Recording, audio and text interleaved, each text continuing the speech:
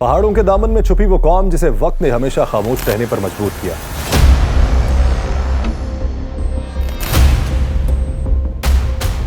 آج پھر دہکتے ہوئے سوال کی صورت دنیا کے سامنے، وہ جن کے عقائد اسرار میں لپٹے ہوئے،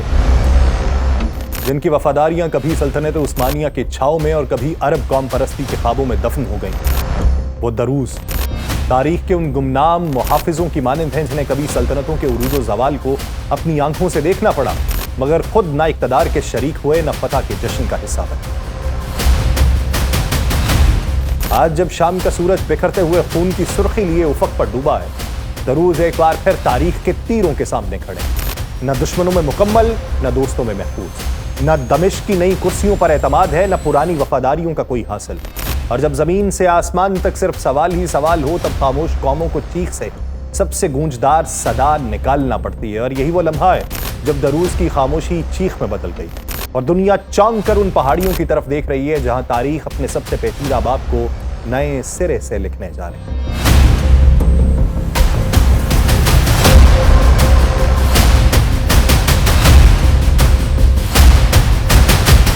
آپ سب پر سلامتی ہو، میں یاسر رشید ہوں اور آپ دیکھ رہے ہیں سنو نیوز۔ ناظرین، شام کے جنوبی علاقے سویدا میں ایک غیر متوقع اور خونی تصادم نے پورے خطے کی فضا کو ایک بار پھر سنگین بنا دیا،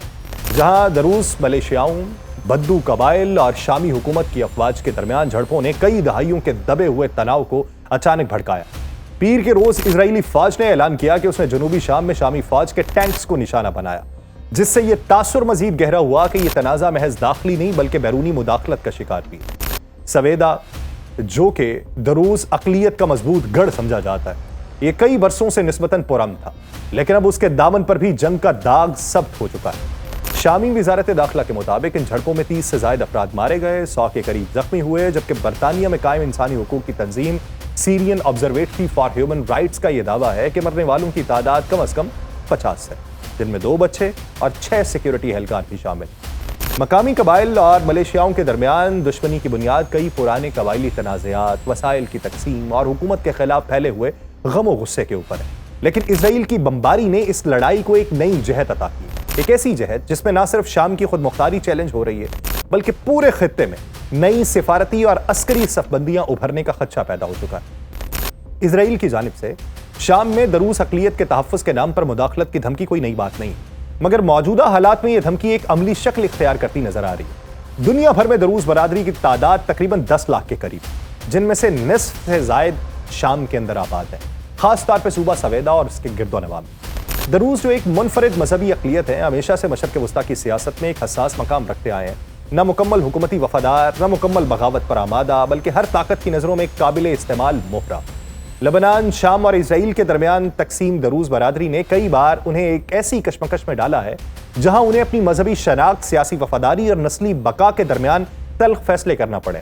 اسرائیل جو 1967 کی جنگ میں شام سے گولان کی پہاڑیاں چھین کر 1981 میں اسے باقاعدہ طور پہ ضم کر چکا ہے، وہاں موجود دروز آبادی کو ایک قریبی برادری کے طور پہ دیکھا جاتا ہے۔ یہی وجہ ہے کہ اسرائیلی بیانیے میں بار بار یہ دعویٰ کیا جاتا ہے کہ اگر شام میں دروز کمیونٹی پہ کوئی بڑا خطرہ منڈلایا تو اسرائیل ان کی حفاظت کے لیے مداخلت سے گریز نہیں کرے گا۔ اسرائیل میں دروز برادری کو وفادار اقلیت کے طور پہ دیکھا جاتا ہے، ایک ایسی برادری جو نہ صرف اسرائیلی شناخت کو تسلیم کرتی ہے بلکہ فوجی خدمات میں بھی نمایاں کردار ادا کرتی ہے۔ اسرائیلی دفاعی اداروں میں دروز نوجوانوں کی بھرتی کو ایک ماڈل انضمام کے طور پر پیش کیا جاتا ہے، جو بظاہر ایک اقلیت کی ریاست کے ساتھ ہم آہنگی کی علامت، مگر در پردہ یہ تعلق ایک بڑے تصویراتی منصوبے کا حصہ ہے۔ کون سا؟ یہی وہ زاویہ جس سے اسرائیل شام کے دروز کو بھی دیکھتا ہے، ایک ایسی برادری جو اگر اسرائیل کی طرف مائل ہو جائے تو شام کی داخلی کمزوریوں کا فائدہ اٹھایا جائے گا، ایک نرم مگر مضبوط عسکری و سیاسی دراندازی ممکن کرانے کے لیے۔ دوسری طرف شام میں بشار الاسد کی حکومت کے زوال کے بعد جو نیا سیاسی خلا پیدا ہوا، اس نے اسرائیل کے خدشات کو دوگنا کر دیا۔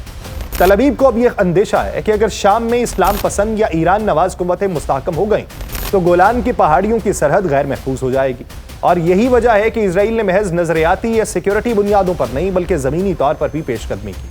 اقوام متحدہ کے زیر نگران بفر زون کو اپنے کنٹرول میں لینا اور شام میں سینکڑوں فضائی حملے، یہ صرف احتیاطی تدابیر نہیں بلکہ خطے میں پیشگی دفاعی حکمت عملی کا حصہ ہے، اور یہی نیریٹو اس وقت اسرائیل کی جانب سے بنایا جا رہا ہے۔ اسرائیل کی یہ مداخلت اور موجودگی نہ صرف شام کی خود مختاری کے لیے سوالیہ نشان ہے बल्कि दरूज बरादरी को भी एक नाजुक मकाम पे ला खड़ा करती है। जहां एक तरफ इजराइल उन्हें अपने करीब लाने की कोशिश करता है तो दूसरी तरफ शाम के बाकी गिरोह हैं उन्हें शक की निगाह से देखने लगते हैं। यूं दरूज जो आज भी हैं, चाहे वो गोलान में हो या सवेदा, वो ताकतों के दरमियान कुचले जाने वाले बेआवाज किरदार हैं जिनका मजहबी तशख़्ख़ुस एक आलमी सियासी शतरंज का महज मोहरा बनता जा रहा है। शाम के जनूबी सूबे सवेदा में जो ताज़ा झड़पें शुरू हुई वो दर हकीकत दरूज मलेशियाओं और सुन्नी बद्दू कबाइल के दरमियान एक पुरानी और पेचीदा रकाबत की नई लहर का शाखसाना है। मगर इस बार फर्क ये था कि हुकूमती सिक्योरिटी फोर्सेस जो बज़ाहिर इलाके में अमनो अमान बहाल करने के लिए दाखिल हुई, बाज मकामात पर बद्दू कबाइल के शाना बशाना लड़ती हुई देखी गई। शाम की जंगज़दा तारीख में ऐसी गैर जानिबदारी के नकाब में फरीक बन जाना नया नहीं है, मगर इस बार दरूज बरादरी के लिए यह गैर मामूली धचका था, क्योंकि बरसों तक जिन्होंने हुकूमती इदारों के साथ ताउन रखा उन्हें अब मैदान जंग में तन्हा महसूस होना शुरू हो चुका है, क्योंकि हुकूमत बदली जा चुकी है। हुकूमत के तर्जुमान नूरुद्दीन अल-बाबा ने सरकारी चैनल अल अखबारिया पर यह दावा किया है कि सिक्योरिटी फोर्सेस ने न सिर्फ नज़्म व नस्क की बहाली के लिए सुबह सवेरे सवेदा में दाखिला लिया, मगर ज़मीनी हकायक ने एक मुख्तलिफ तस्वीर पेश की है। इंसानी हुकूक के निगरान इदारे की रिपोर्ट के मुताबिक बाज़ सरकारी एहलकार बद्दू कबाइल के साथ खड़े होकर न सिर्फ लड़ाई में शरीक हुए बल्कि बाज़ मकामात पर हमलों की क़यादत भी की। इसने सवेदा के रिहायशियों में हुकूमत पर एतमाद की बुनियादें हिलाईं। ये सब कुछ एक आम दिन की मामूली सी वारदात से शुरू हुआ क्या कि एक दरूज सब्जी फरोश का अगवा हुआ, जो शायद कई बरस से उसी रास्ते से रोज अपनी टोकरी उठाए गुजरता था, मगर इस बार बद्दू कबीले के खुद साख्ता चेक पोस्ट के ऊपर उसे रोका गया। ना सिर्फ उसे वहां लूटा गया बल्कि नामालूम मकाम पे उसे मुंतकिल कर दिया गया। ये कोई पहली बार नहीं हुआ था, लेकिन इस बार फर्क यह था कि दरूज कम्युनिटी के सब्र का पैमाना लबरेज हो गया। जवाब में उन्होंने भी अगवा का सहारा लिया और यूं बदले की वो लड़ाई शुरू हुई जो शाम की सरजमीन पर पहले भी कई बार खून से लिखी जा चुकी है। दोनों जानिब से मुसलसल अगवा, छापे और मकामी मलेशियाओं के दरमियान झड़पें हुई, यहां तक कि पूरा इलाका आतिशफ़शां बन गया। हुकूमती तर्जुमान ने एतराफ़ किया है कि कुछ झड़पें गैर कानूनी मुसल्लह गिरोहों से हुई हैं, लेकिन हमारी अफवाज शहरी हलाकतों से बचने की हर मुमकिन कोशिश कर रही हैं। मगर ज़मीनी हकीकत कुछ और है। सवेदा की गलियों में गोलियों की गूंज है, शहरी अपने घरों में महसूर हैं, मकामी क़यादत बेबस होकर सिर्फ अमन की अपीलें कर रही है। शामी वज़ारत दाखिला ने इस सारी सूरत हाल को एक खतरनाक बिगाड़ करार दिया है और अपनी रिपोर्ट में खुले लफ्ज़ों में यह एतराफ़ किया है कि रियासती इदारों की गैर मौजूदगी और कमज़ोर गिरफ्त की वजह से न सिर्फ सिक्योरिटी की सूरत हाल बिगड़ी है बल्कि मकामी बरादरी भी हालात पर काबू पाने में नाकाम रही है। हालांकि मुतअद्दिद बार फरीकैन को सब्र व सुकून की अपील की गई। शाम के दरूस एक कदीम गुथी हुई मजहबी अक़लियत है। इस वक्त वो एक बार फिर तारीख के ऐसे मोड़ पे खड़े हैं जहां उनकी बका, नजरियात और शनाख्त तीनों खतरे में। जब सुन्नी इस्लाम पसंद बागी गिरोहों की क़यादत में एक बड़ी बगावत ने दमिश्क को झंझोड़ा और बशार अल असद को इक़्तिदार से बेदखल होने पर मजबूर किया, तो दरूज अक़लियत के लिए एक नई आजमाइश ने जन्म लिया। उनके दिल में सवाल गूंजने लगा कि क्या नए हुक्मरान उनके तहफ़्फ़ुज़ की ज़मानत देंगे, या फिर एक बार फिर तारीख अपने आप को दोहराएगी जब दरूज को बार बार वफादारियां बदलनी पड़ी और हर नई सल्तनत के सामने खुद को सरे तस्लीम खम करवाना पड़ा और उसके लिए खून बहाना पड़ा। दरूजी फ़िरका जो 10वीं सदी में इस्माइली शाख से अलग होकर एक मुनफरिद अकीदा बना, सदियों से शाम के जनूबी सरजमीन में बसता आ रहा है, खास तौर पर सूबा सवेदा में जो अब उनकी सबसे बड़ी आबादी का मरकज है। दमिश्क के जनूब में अगर आप देखें तो वहां पे जरामाना और अशरफियत कनाया जैसे इलाकों में भी उनकी बस्तियां मौजूद है, जो शहरी और देही जिंदगी के संगम पर अपना एक मखसूस रंग रखती हैं। शाम की 14 साला खाना जंगी में दरूज गिरोहों ने अपनी खुद मुख्तार मलेशियाई बनाई ताकि न सिर्फ अपने इलाकों की हिफाजत कर सके बल्कि शाम के बदलते मंजरनामे में किसी नए इक़्तिदार के सामने कमजोर न पड़े।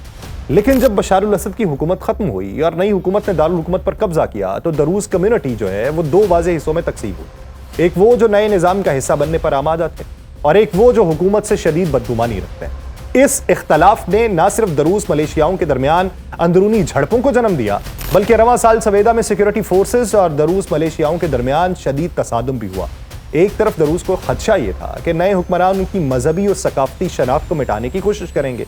दूसरी तरफ हुकूमत का दावा यह था कि वह सिर्फ नज़्म व ज़ब्त बहाल करने की कोशिश कर रही है। ये बेयकीनी, खौफ और अंदरूनी तकसीम दरूज कम्युनिटी को उस कोने में धकेल चुकी है जहां अब सिर्फ एक सवाल बाकी है कि क्या दरूज खुद को शाम की सियासी अस्करी मुस्तकबिल में एक बाइज्जत शराकतदार बना सकेंगे या वो फिर किसी बड़े ताकत के मफादात की कुर्बानी बन जाएंगे। लेकिन इस सब के बीच में इजराइल इन्हीं मफादात का फायदा उठाना चाहता है। इसी की बुनियाद के ऊपर इन्हीं को आजमाते हुए शाम के ऊपर हमला करना चाहता है। गोलान की पहाड़ियों को